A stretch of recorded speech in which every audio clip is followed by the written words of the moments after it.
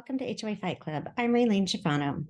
I'm going to discuss today what happens when an association, especially a condo association, has money that is mismanaged or turns up missing. Now, most of us think that the boards are very capable of running our associations. I don't think that homeowners ever imagine that a board of directors could have so much control of money that if they misspend the money, that it's okay and that it'll be there. So most homeowners, when they buy into an association, think that there's protections put into place to monitor boards and attorneys and property managers. But in most cases, there might be an ombudsman in a state that kind of governs everything, but there is no actual attorney generals that will hold people responsible and help homeowners. They don't view this right now as a consumer protection violation.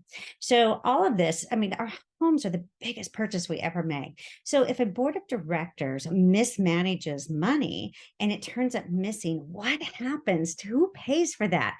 Well, I have that story that just came up. I have an association that is charging the homeowners a huge special assessment, one that is not, right now everybody doesn't have any money. So let's talk about if you got a special assessment for $10,000, would you be able to pay for that special assessment within 30 days? Most people don't have, that kind of money. They're living paycheck to paycheck, especially condo association owners.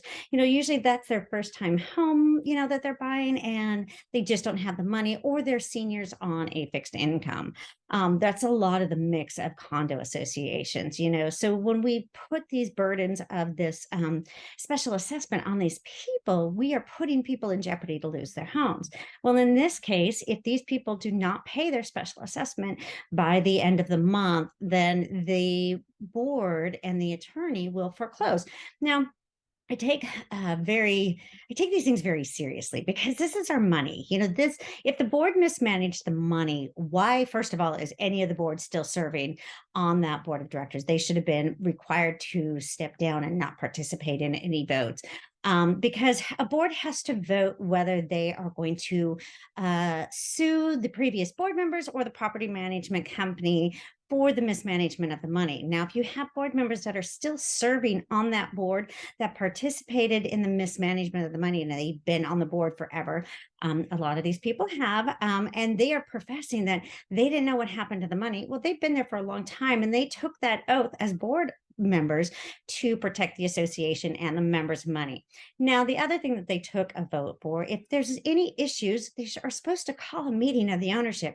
I noticed that this association actually has called a meeting of the ownership to amend the documents. And they've been very successful at amending the documents. And I see why they are successful. They have an attorney. He's been the attorney for the lifespan of this association, pretty much. At least for the last, 10 to 15 years, he's been the attorney. So these homeowners trust him. They trust that he knows what's going on and that he's going to protect them.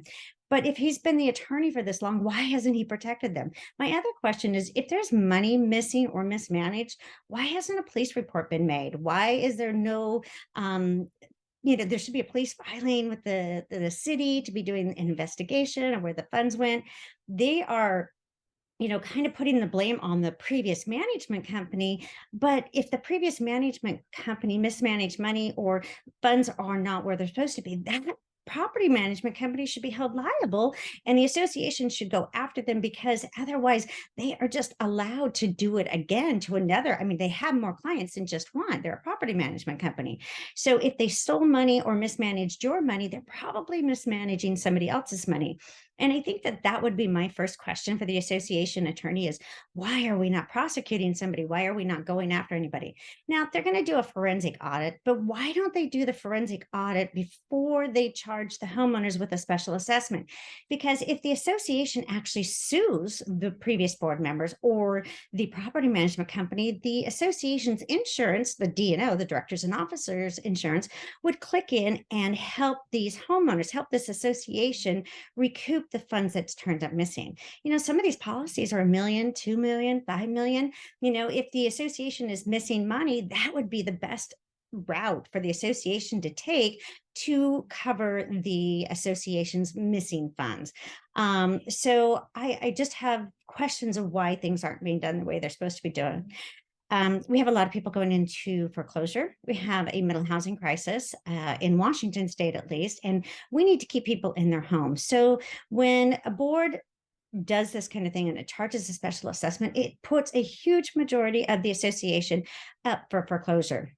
Now, the one thing I did notice is this board, and it always seems this way, that the board is more than educated enough to add fines, liens. They're educated enough to foreclose on a homeowner. They're educated enough onto bidding on properties at sheriff sales and buying back these condos. They're very educated when it comes to managing the homeowners, but when it comes to managing the money, they're held harmless. They don't have to manage the money. There's no accountability with the money. So I have a lot of questions of why we would allow this. And I think that, a proper attorney general's complaint needs to be put in for these homeowners to question why things are being done the way they are. The attorney and the property management company should not have their fees increased. That's what's going to happen in this association. They increased all their dues. They charge a special assessment to cover the missing money. And the only people making any benefit from this is the actual property management company, who's now going to do everything, even, their maintenance. And the attorney that has been there all along, his fees are being increased also. So it still hurts the homeowners, and these homeowners that had nothing to do. We had homeowners that just bought in 6 months ago, and they're having to pay this special assessment now. Well, that's the other thing. The attorney convinced these people that they should change their insurance in their association bylaws and governing documents to the people responsible for their own damages, or if a common area damages just their home, then they're responsible, instead of leaving it to the association's insurance, because they don't want to be paying the co-pays and that on this. That's not fair to these homeowners. These homeowners bought in under the guise that this is what it's supposed to be. And he convinced them that this was the better route to go. He kept saying that if they had the right or the certain insurance, well, can you tell them what this insurance is? Because they really need guidance, and people need to know how to protect their homes. There is special assessment insurance out there. People go to your insurance company, demand special assessment insurance, demand better coverages that will cover these deductibles, and have your insurance reviewed, because this kind of thing can happen to anyone. Special assessments can be charged at any time. Be prepared for them. They will happen. If you live in a condo association, you will have a special assessment, especially in Seattle.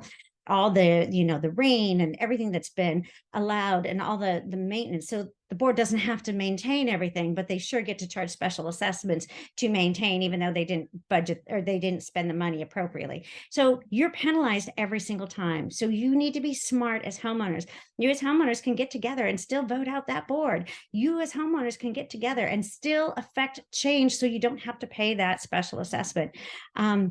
If there's a special assessment being charged in your community, contact me. Let me talk to the homeowners. Let them show them the video. There's other options that these homeowners can have, such as, suing the association if you have to make up for the money that is missing. I think that there's other options. Of course, the attorney of the association and the board and the property manager do not want to do this. They don't want to go after the money, because it's just easier to hold the homeowners responsible for the monies that are missing, and they have that capability. So there's no governance or management by their side, but they can hold you responsible on your side. So everything's not fair and equal in HOA. So make sure that you know what your rights are.